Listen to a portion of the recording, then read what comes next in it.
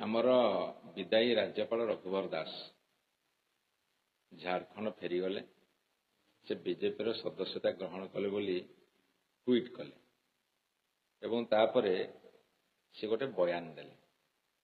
से बयान रे कहिले जे राज्यपाल पदटा गोटे लाट साहेब पद नुह एवं से 3 मास 30 जिला बुलिले लोकों साथ मिसिले ग्रीभांस नेले इत्यादि इत्यादि ताकू नहीं कि आमे कहलु जे सी ओडिशा रे राज्यपाल नथिले से बीजेपी रो पॉलिटिकल एजेंट थिले एवं राजभवन को से बीजेपी रो पार्टी ऑफिस बा कार्यालय भाव में परिणत करथिले। बीजेपी वाला उत्तर देले जे से लोकप्रिय राज्यपाल थिले लोकंकर राज्यपाल थिले गाँ गाँ बुलुथिले एमती केते कोन कथा कहले। वर्तमान बयानबाजी चली ओडिशार राजनीतिक सरगरम करुछि। मोर एठी केतोटी मौलिक प्रश्न।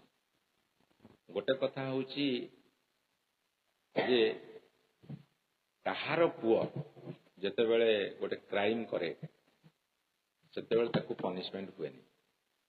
जेमिति कथारे अछि पंडित पुओ मांकड़ मारले दोष नाही।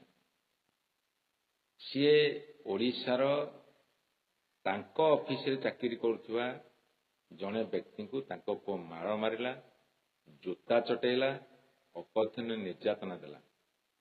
सीए गणमाध्यम आगे कहले पुलिस रे एफआईआर देले कौन सी कार्यानुष्ठान नियागला नहीं।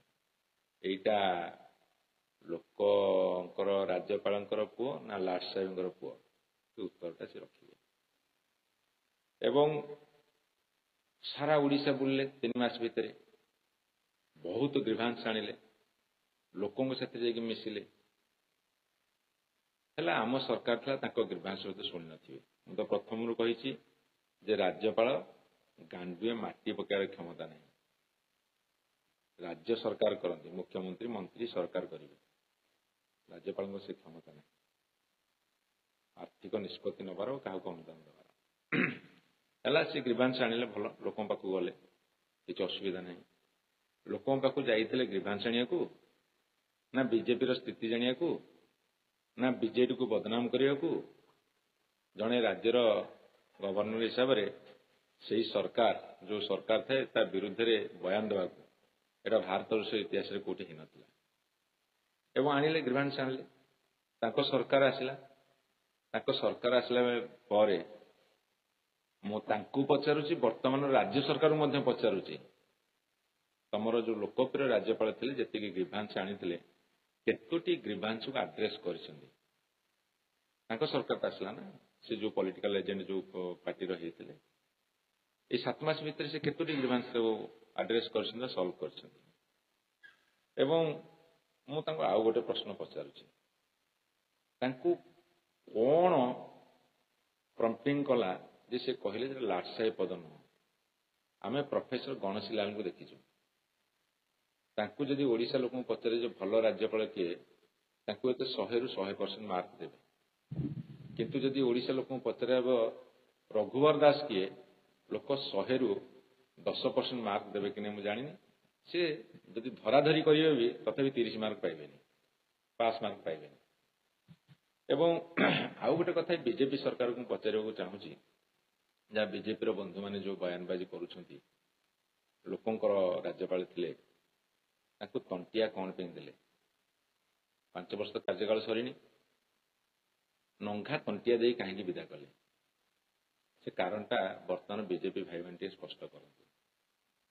एवं सबुठारु बड़ कथा होची जे तांको पुओ जेतेबेले बाड़ेले झारखंडी गुंडा को लेकिन ओडिया लोक बाड़ेले ये सरकार तो से दम नथिला तांको पनिशमेंट देवा को एबे तो से गले अंततः पुओ को टिके डाकंतु पुलिस पचारू बांधंतु फरवार्ड करंतु ओडिया अस्मिता को फेरे आणंतु।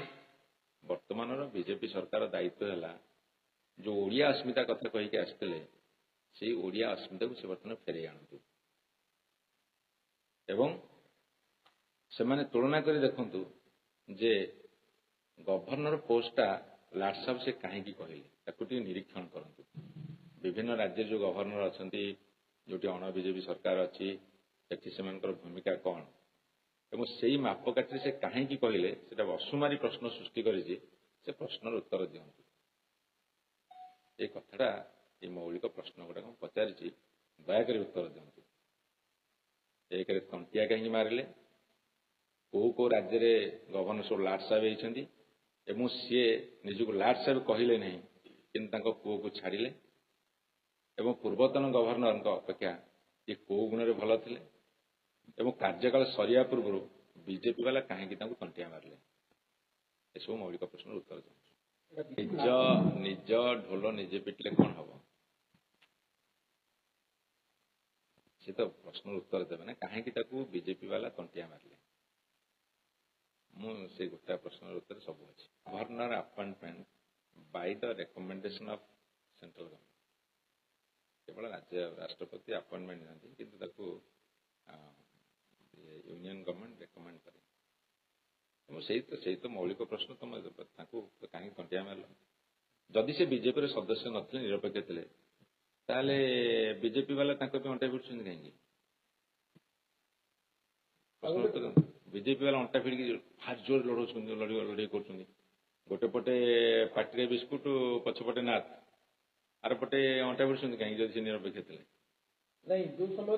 ସୂତା କ୍ଷୀର ସଳଖି ପାରିବେନି, ଗ୍ରିଭାନ୍ସ ନେବେ। ଯଦି ଗ୍ରିଭାନ୍ସ ତମେ ନେଇଥିଲ, ହଜାର ହଜାର ଗ୍ରିଭାନ୍ସ ନେଇଥିଲ, ହେଲା ଆମ ସରକାର ପଳେଇଲା, ବିଜେପି ସରକାର ଆସିଲା, ତମେ 7 ମାସ କଣ୍ଟିନ୍ୟୁ କଲ, ସେଇ ଯେତିକି ଗ୍ରିଭାନ୍ସ ଆଣିଥିଲ ତାକୁ ଟିକେ ଲୋକଙ୍କ ସାମ୍ନାରେ ପକେଇ ଦିଅ, ସେଥିରୁ କେତେଟା ତମେ ସମାଧାନ କରିଛ। ମୁଁ ତ ତାଙ୍କୁ ଯେତିକି ଦାୟୀ କରିବି, ବର୍ତ୍ତମାନ ସରକାର ତ ବେଶୀ ଦାୟୀ କରିବି, କାରଣ ଗଭର୍ଣ୍ଣର ବୁଲି ବୁଲି ପ୍ରଚାର କଲେ ତାଙ୍କ ପାଇଁ, ସେଇଥିରୁ ସରକାରରେ ଆସିଲେ। ଗୋଟେ ପଲିଟିକାଲ ଏଜେଣ୍ଟ ଭଳିଆ ଯେତେବେଳେ ସେ ପ୍ରଚାର କଲେ, ତମେ ସରକାରକୁ ଆସିଲେ, ଅନ୍ତତଃ ଯେତିକି ଗ୍ରିଭାନ୍ସ ଆଣିଥିଲେ ତାକୁ ଆଡ୍ରେସ୍ କରିଦିଅ। ଲୋକପ୍ରିୟ ରାଜ୍ୟପାଳ, ବର୍ତ୍ତମାନ ଲୋକପ୍ରିୟ ସରକାର, ତାହେଲେ ଲୋକ ଅପ୍ରିୟ ହେଲେ କାହିଁକି? ଯଦି ଲୋକପ୍ରିୟ ରାଜ୍ୟପାଳ ବିଜେପି ବାଲା କହୁଛନ୍ତି, ତାହେଲେ ଲୋକ ଅପ୍ରିୟ ହେଲେ କାହିଁକି?